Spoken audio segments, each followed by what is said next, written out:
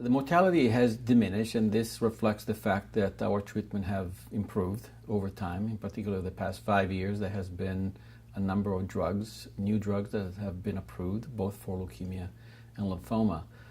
So patients are benefiting from the approval of all these new drugs, both in terms of efficacy and also in terms of safety. There are a number of unmet needs that still remain, both in lymphoma and in leukemia.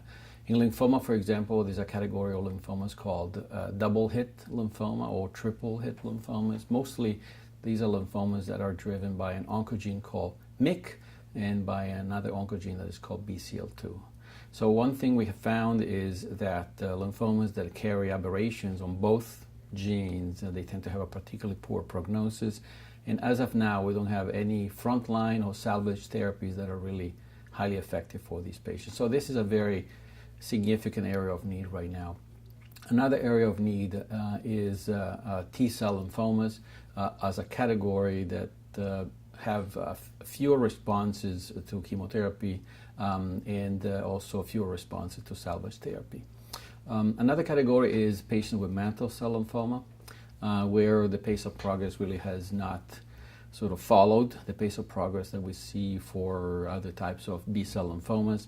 A subset of patients with follicular lymphoma that have brief, less than 2 years responses to frontline chemoimmunotherapy, for example, is called POD24, so progression of disease within 24 months. That's a category of follicular lymphoma that has a relatively poor prognosis and doesn't respond very well to salvage therapy. So once patients fail that, we don't have good ways of rescuing them and producing durable responses. In the category of chronic lymphocytic leukemia, patients who tend to have the unfavorable chromosomal features like 17p deletion or 11q deletion, those patients remain with a relatively poor prognosis, even though now we have 2 drugs that have been approved and they have efficacy in those subsets. One is ibrutinib, but the other one is venetoclax.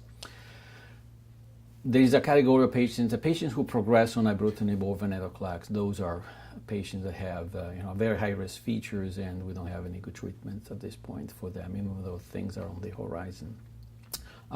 For the vast majority of patients with acute myeloid leukemia, AML, the exception of the patients who have favorable cytogenetic abnormalities like so-called core binding factors, AML.